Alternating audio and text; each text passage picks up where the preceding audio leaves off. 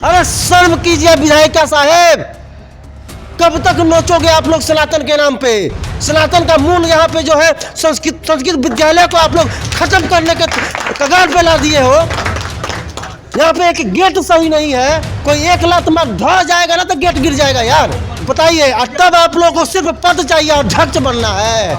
इस बार नहीं जीतने वाली है आप। मैं मार्केट में जाकर के आपका विरोध करूंगा, मैं विनय पांडे, क्योंकि मुझे गलत सही में फर्क देखना है।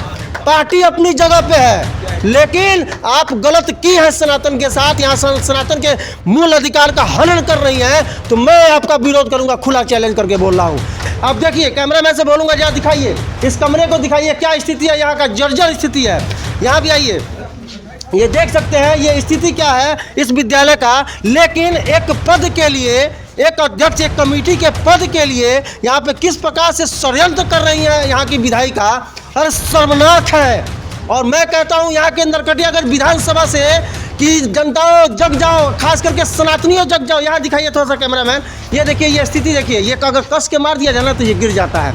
और एक और बात मैं बता दूँ कि इन कमरों में वोटिंग भी होता है। मैं आपको बता देता हूं कि इन कमरों में लोकसभा का, विधानसभा का या वार्ड का, नगर परिषद का सारा वोटिंग मशीन जो होता है इन्हीं कमरों में लगता है। लेकिन इन कमरों की स्थिति आप देख सकते हैं, सनातन का मूल है। ये कहा जाता है ना कि पेड़ का जड़ होता है, जड़ जब तक मजबूत नहीं रहेगा पेड़ खड़ा नहीं हो सकता है। उसी प्रकार से सनातन का जड़ है संस्कृत, और यहाँ पे संस्कृत को दबाने का काम, कुचलने का काम यहाँ की विधायिका के द्वारा किया जा रहा है, और यहाँ की जनता कुछ आवाज नहीं उठा। हमारे जो माननीय विधायक महोदया हैं जी, उनको न जाने इस महाविद्यालय से क्या मतलब की घृणा है। अच्छा, कि वो जब से अध्यक्ष बनी, सबसे पहले तो मैं अपने दर्शक को बता दूं, सर को रोकने के लिए मैं माफ़ी चाहता हूं। जिस माननीय विधायक की बात हो रही है वो उस पार्टी की विधायक है जो आज के टाइम में सनातन का सबसे बड़ा जो है डंका बजाने का काम करता है। उसकी विधायक, बीजेपी की विधायक यहाँ की माननीय विधायक है। अब मैं सर से बोलूँगा कि आगे अपनी बात रखें। जी, तो विधायक महोदया जो हमारी हैं वो सही लोगों की बात नहीं सुनती हैं। अच्छा, का सैलरी की भी मैं बात करूँ तो इसके बारे में आपको कोई जानकारी नहीं है? अभी तो हमारी सैलरी हमको तो प्राप्त हुआ ही नहीं है। अच्छा, ठीक है ना। अभी अच्छा, जब से मैं प्रधानाचार्य के पद पर हूँ तो प्राप्त तो हुआ ही नहीं है। इसकी बात तो यहाँ पर मतलब कि ये कर दीजिए। जय हिंद। जैसा कि आप सभी देख रहे हैं कि मैं अभी यहाँ पे मैं आपको बता दूं कि जानकी संस्कृत उप शास्त्री महाविद्यालय नरकटियागंज चंपारण का ये महाविद्यालय है संस्कृत का। और आइए इसके अंदर मैं चल करके इसकी स्थिति आपसे अवगत कराता हूँ कि आज जिस प्रकार से पूरे भारत में सनातन का डंका बज रहा है, पूरे विश्व में सनातन का डंका बज रहा है, उसी सनातन की जो मूल आधार है संस्कृत, उसको किस प्रकार से धूमिल किया जा रहा है नरकटियागंज पश्चिम चंपारण में। मैं कैमरामैन से बोलूँगा जरा दिखाइए इस कैंपस को, कितना बड़ा कैंपस है, लेकिन किस प्रकार से स्थिति यहाँ बनी हुई है। और देख सकते हैं उतना दूर तक वो जो सामने जो घर दिख रहा है वहाँ तक ये कैंपस है, और उधर वो जो येलो कलर का घर दिख रहा है वहाँ तक ये कैंपस है। लेकिन बस थोड़ा दूर ही यहाँ पे सफाई दिख रही है। आखिर कारण क्या है? और यहाँ पे जहाँ तक मैंने पता किया कि यहाँ पे सिर्फ एक प्रधानाध्यापक है और कोई भी टीचर यहाँ पे नहीं है। तो आइए प्रधानाध्यापक से ही मिलते हैं कि आखिर क्या समस्या है इस विद्यालय का, और क्यों इस विद्यालय का उत्थान नहीं हो पा रहा है, क्यों यहाँ पे जितने भी नेताएं हैं वो क्यों यहाँ पे जो सनातन की जो मूलभूत संस्कृति है, मूल आधार है, उसको धूमिल करने का काम कर रहे हैं। तो आइए हमारे साथ यहाँ पे इस विद्यालय महाविद्यालय के यहाँ पे कैमरामैन से मैं बोलूँगा यहाँ सामने आ जाइए। इस महाविद्यालय के प्रधानाध्यापक है, उनसे मैं चर्चा करने का प्रयास करता हूँ। नमस्कार सर। बहुत बहुत धन्यवाद आपको। सर ये कौन सा विद्यालय है? ये इसका नाम है जानकी संस्कृत उप शास्त्री महाविद्यालय नरकटियागंज पश्चिम चंपारण। नरकटियागंज में है सर। पर सबसे पहले अपना नाम बता दीजिए सर। मेरा नाम पड़ेगा आचार्य अभय कांत तिवारी। जी सर, जैसे कि मैं देख पा रहा हूं कि नरकटियागंज में शायद ही कोई ऐसा विद्यालय होगा जिसका इतना बड़ा कैंपस होगा, लेकिन इस कैंपस की स्थिति मैं जिस तरह से देख रहा हूं कि एकदम धूमिल हो गया है। इसके बारे में क्या कहना चाहते हैं? आखिर क्यों नहीं इस कैंपस का विकास हो पा रहा है, या इस विद्यालय की भी मैं स्थिति बोलूँगा। कैमरामैन से थोड़ा सा दिखाइए कितना जर्जर स्थिति है, और इस वीडियो में मैं टोटल पूरे विद्यालय का स्थिति आपको दिखाऊँगा। तो सर क्या आखिर कारण क्या है सर? सबसे पहले मैं आपको बता दूं कि 2017 में जी एक यहाँ पर महायज्ञ हुआ था जी सहस्त्र चंडी महायज्ञ। जी उसके पूर्व में यहाँ पर माननीय राज्यसभा सांसद उस समय सांसद थे जी तो यहाँ शासी निकाय में वो अध्यक्ष के पद पर पदस्थापित थे और श्रीमान भट्ट चतुर्वेदी जी सचिव थे जी। तो 13 से लेकर के 16 तक उन लोगों का कार्यकाल रहा जी। फिर उसके बाद में महाविद्यालय के उत्थान के लिए हमारे माननीय सांसद महोदय जी का महत्वपूर्ण योगदान रहा जी। और आप जानते हैं कि यह पोखरा में तब्दील था महाविद्यालय। जी जी जी। 6,500 टेलर इसमें मिट्टी की भराई करवा करके करोड़ों रुपया उस समय खर्च हुआ था। इसको मतलब कि समझिए कि समुद्र में तब्दील हो गया था और इसको जो है ये पोखरा को भर करके समतल बनाया गया और लगभग इसमें 25 विद्यार्थी आ भी गए थे। उन लोगों के लिए सारी व्यवस्थाएं हो गई थी लेकिन अब उसको हम क्या कहें, सुनामी कहें कि जो कहें, एक भूकंप सा आया फिर सब हिल गया, सब छत बिछत हो गया, कमेटी बदल गई, फिर दूसरी कमेटी आई। अब जो कमेटी में जो लोग होते हैं तो यहाँ प्रबंधकारिणी जो समिति होती है जिसको शासी निकाय कहते हैं, दरअसल में देख रेख का संपूर्ण जिम्मेवारी संवैधानिक रूप से जो विश्वविद्यालय का अधिनियम है परिनियमानुसार उन्हीं को होता है। लेकिन यहाँ उसके बाद से माननीय राज्यसभा सांसद माननीय सतीश चंद्र दुबे जी के बाद से जो भी जनप्रतिनिधि आए वो अपने विवेक से इसका संचालन किए। और हमको लगता है कि आज भी हमको 2 साल तो नहीं हुआ है लेकिन 24/6/2022 को हम यहाँ पर प्रभारी प्रधानाचार्य विश्वविद्यालय से अनुमोदित प्रभारी प्रधानाचार्य जो है हम यहाँ पर प्रतिनियुक्त हुए।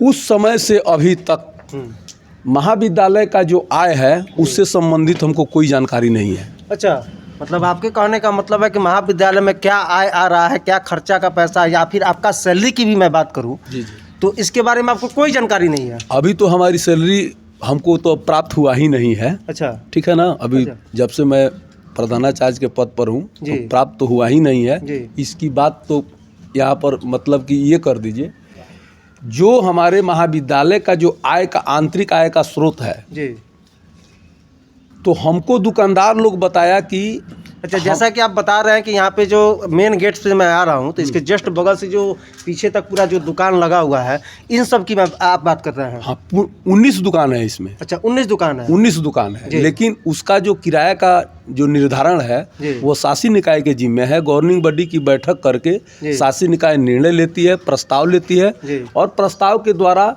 वो जो है निर्धारण होता है। जब से वो दुकान आवंटित है तब से उसका किराया जो भी किराया है उसका पुनर्निर्धारण नहीं हुआ है। तो और फिर इसका किराया मतलब जाता किसको है? ये बात एक गंभीर विषय है।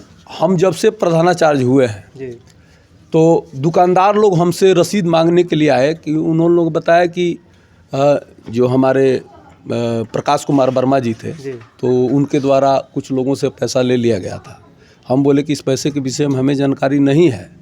अन्य लोगों का भी रसीद लोग दिखा। प्रकाश जी मतलब किस अधिकार से जाकर के उनसे पैसा लिया? उस समय उन यहाँ के वो सचिव हुआ करते थे। अच्छा, लेकिन यहाँ जानते हैं विश्वविद्यालय का परिनियम है कि यहाँ नियम है कि साल में कम से कम 4 बैठकें आवश्यक हैं।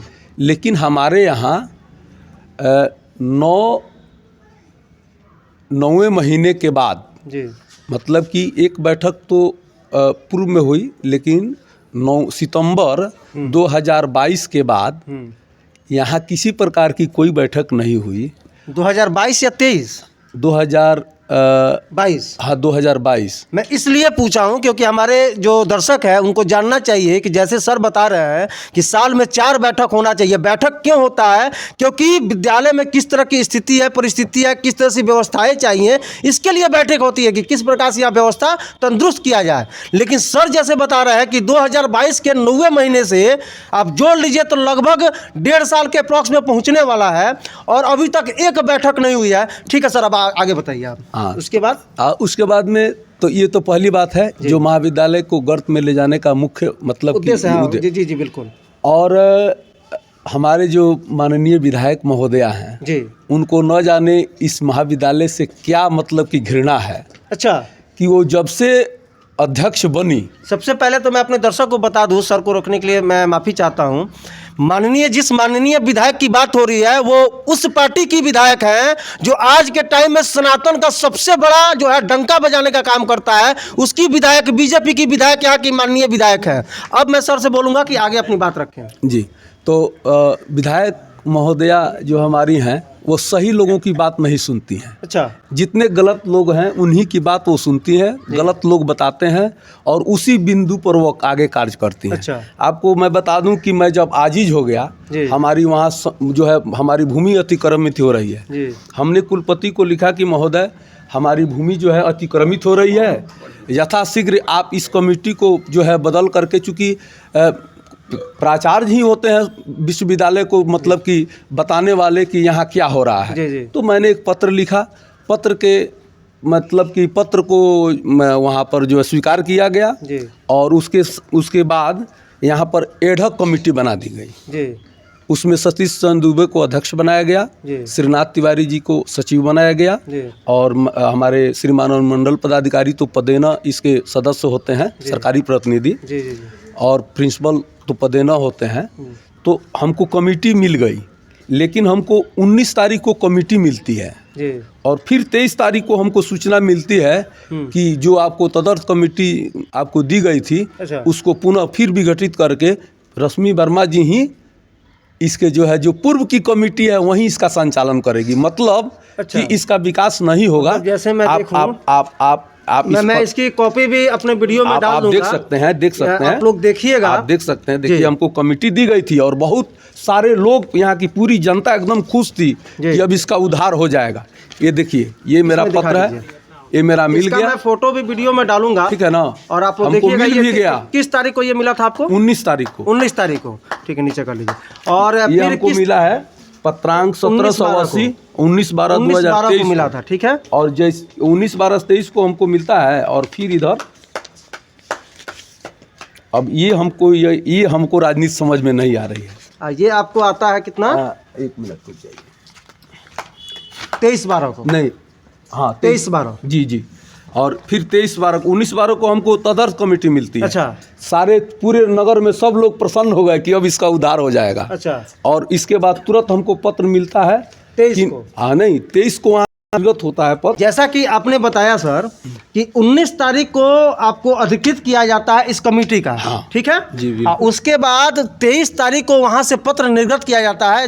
मैं बता दूं 20, 21, 22 यानी चौथे दिन फिर से इनको उस कमेटी से बाहर कर दिया जाता है, ये बता करके कि पिछली जो कमेटी थी जिसकी काम कर रही है, किस पद पे थी यहाँ की विधायिका, अध्यक्ष थी, उसकी अध्यक्ष थी, तो फिर से विधायक जी को फिर से अध्यक्ष बना दिया जाता है। तो आप लोग भी समझदार हैं, सोच सकते हैं कि कहीं ना कहीं इसमें कितना बड़ा खेल किया गया और जांच का विषय है। और मैं यहाँ के जो एसडीएम हैं, जो भी यहाँ के पदाधिकारी हैं, उनसे मैं बोलूँगा कि एक बार जांच कीजिए। सनातन का मूल है, ये कहा जाता है ना कि पेड़ का जड़ होता है, जड़ जब तक मजबूत नहीं रहेगा पेड़ खड़ा नहीं हो सकता है। उसी प्रकार से सनातन का जड़ है संस्कृत, और यहाँ पे संस्कृत को दबाने का काम, कुचलने का काम यहाँ की विधायिका के द्वारा किया जा रहा है और यहाँ की जनता कुछ आवाज़ नहीं उठा रही है। अब मैं बात करूँगा सर कि यहाँ पे कितने अध्यापक हैं। देखिए, ये इसका भी मैं हमसे जो आप जवाब लेंगे जी, आप स्वयं इसको पढ़ लीजिए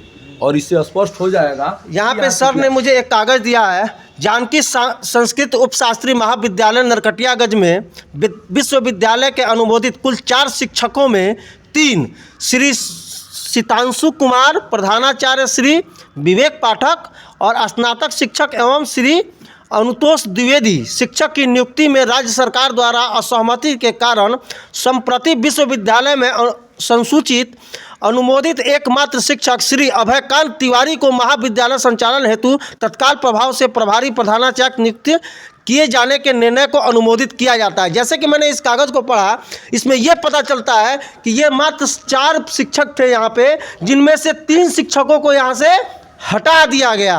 अब मात्र एक प्रधानाचार्य हैं, अब इनको शिक्षक कहिए, प्रधानाचार्य कहिए, किरानी कहिए, अब जो मन करे कहिए, लेकिन सिर्फ एक यही है। अच्छा सर, ये बताइए कि आपके विद्यालय में कितने स्टूडेंट हैं? अभी हमारे यहाँ इनरोल्ड 59 छात्र हैं जी, जिसमें से 7 विद्यार्थी हमारे छात्रावास में रहते हैं। अच्छा, यहाँ पे आपका छात्रावास भी है? छात्रावास तो नहीं है, लेकिन एक कमरा है जो श्रीमती भागीरथी देवी जिस समय विधायक थी नगरियागंज की, और वो भोट जी उनसे अनुग्रह मतलब अनुरोध करके एक सभा भवन बनवाए। अब सब देख ही रहे हैं हमारी स्थिति क्या है महाविद्यालय की। हाँ, बिल्कुल बिल्कुल। तो उसमें प्राचार्य निवास हुआ करता था, तो हम जब प्रधानाचार्य हुए तो हम सोचे कि शायद हमको प्राचार्य निवास की यहाँ आवश्यकता नहीं है। इस महाविद्यालय का जो संपत्ति है, जो प्राण है, वो विद्यार्थी हैं। तो वही नहीं रहेंगे तो हम किस बात के प्रधानाचार्य रहेंगे। तो हम बोले कि भैया हम अपना सामान उसमें से हटाते हैं, आप लोग अपना बिस्तर लगाइए और अध्ययन कीजिए। 7 विद्यार्थी हमारे हैं। ये विकास कुमार है। अच्छा, ये सभी आपके विद्यार्थी को दिखा दीजिए। आ जाओ, इधर आ जाओ, इधर आ जाइए आप लोग। एक राघवेंद्र है और 2 विद्यार्थी अभी झंडोत्तोलन के बाद चले गए हैं। 2 कल ही छुट्टी लेकर चले गए। 7 लोग अभी रह रहे हैं। एक विकास है, ये खूबलाल है, ये राघवेंद्र है, और एक गुडलक चौक में रहता है, और एक बाबुल है ना, बाबुल तिवारी, ये अभी लोग रह रहे हैं। इतना ही यहाँ पे है। हाँ, 59 छात्र इनरोल्ड हैं। कक्षा में 30, 32, 35, 12, 14। अभी शीतलहर के कारण बच्चों का थोड़ा सा आना जाना कम हो गया है, लेकिन इतने हमारी उपस्थिति मतलब रहती है। चलिए, धन्यवाद सर। जैसा कि प्रधानाचार्य सर ने बताया, मैं कैमरामैन से बोलूँगा जरा चलिए।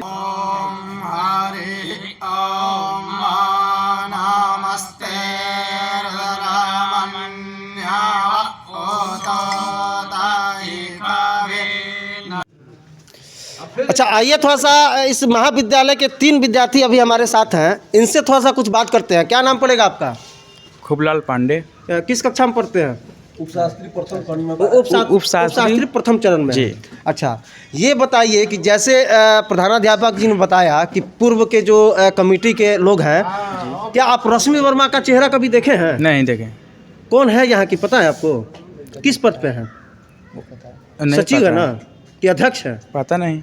अच्छा, ये चीज़ पता नहीं है। सोच सकते हैं कि ये विद्यार्थी हैं यहाँ के, और उनको इस महाविद्यालय के कमेटी में कौन कौन है उनके बारे में कुछ पता नहीं है। आइए थोड़ा सा इनसे, क्या नाम पड़ेगा बाबू आपका? राघवेंद्र पांडे। राघवेंद्र पांडे कहाँ के रहने वाले हैं? हम रहने वाले हैं धनहा, मधुबनी प्रखंड के रंगलई नाम। धनहा, जो यूपी बॉर्डर के पास में पड़ता है, वहीं के रहने वाले हैं। अच्छा, यहीं रह के पढ़ाई करते हैं? यहीं रहते हैं। अच्छा, ये बताइए कि रश्मि वर्मा को पहचानते हैं? नहीं पहचानते हैं, अभी तक आई नहीं विद्यालय में, तब कैसे पहचानेंगे? अच्छा, नहीं पहचानते हैं? अरे यहाँ की विधायिका है भाई, आपके महाविद्यालय की कमेटी के अध्यक्ष हैं। हम अभी तक आई नहीं, मिले नहीं हम लोग से, तो कैसे पहचानेंगे? अभी तक मिले ही नहीं है? नहीं मिले। अच्छा, आइए, आपका नाम क्या पड़ेगा बाबू? विकास कुमार पाठक। कहाँ घर पड़ेगा आपका? हमारा घर यहाँ बगल में मनियारी ऑफिस कुकुरा है, वहीं है। अच्छा, मनियारी जी। अच्छा, ये बताइए कि यहाँ की कमेटी के अध्यक्ष हैं हमारी विधायिका साहब रश्मि वर्मा, पहचानते हैं क्या? नहीं, हम उनका चेहरा नहीं देखा कभी विद्यालय में? विद्यालय में आज तक कभी आई नहीं। हम साल भर से यहाँ रहते हैं। हाँ, लेकिन साल भर से अभी तक नहीं। यहाँ की जो कक्षाएं हैं उनकी स्थिति और जहाँ दीवार वगैरह का स्थिति मैं दिखाता हूँ, और ये भी दिखाने का प्रयास करता हूँ कि जो बीजेपी सनातन का बात करता है उसकी विधायिका यहाँ पे कितना बड़ा राजनीति का गंदा खेल खेल रही हैं। आप देखिए, कैमरामैन से बोलूँगा जहाँ दिखाइए, इस कमरे को दिखाइए, क्या स्थिति है यहाँ का, जर्जर स्थिति है। यहाँ भी आइए, ये देख सकते हैं ये स्थिति क्या है इस विद्यालय का। लेकिन एक पद के लिए, एक अध्यक्ष, एक कमेटी के पद के लिए यहाँ पे किस प्रकार से षड्यंत्र कर रही हैं यहाँ की विधायिका, अरे शर्मनाक है। और मैं कहता हूँ यहाँ के नरकटियागंज विधानसभा से कि जनताओं जग जाओ, खास करके सनातनियों जग जाओ। यहाँ दिखाइए थोड़ा सा कैमरामैन, ये देखिए ये स्थिति देखिए, ये अगर कस के मार दिया जाए ना तो ये गिर जाता है। और एक और बात मैं बता दूँ कि इन कमरों में वोटिंग भी होता है। मैं आपको बता देता हूं कि इन कमरों में लोकसभा का, विधानसभा का या वार्ड का, नगर परिषद का सारा वोटिंग मशीन जो होता है इन्हीं कमरों में लगता है। लेकिन इन कमरों की स्थिति आप देख सकते हैं, तो इससे कहीं ना कहीं ये बात पता चलता है कि सिर्फ नरकटियागंज विधानसभा या वाल्मीकि नगर लोकसभा में सिर्फ वोट की राजनीति होती है, सिर्फ गंदा खेल खेला जाता है, और इसी प्रकार से संस्कृत विद्यालय को धूमिल करने का काम किया जाता है। बाकी आप लोग क्या सोचते हैं यहाँ की विधायिका के बारे में और इस संस्कृत विद्यालय के बारे में, कमेंट करके जरूर बताइएगा। जय हिंद, जय श्री राम।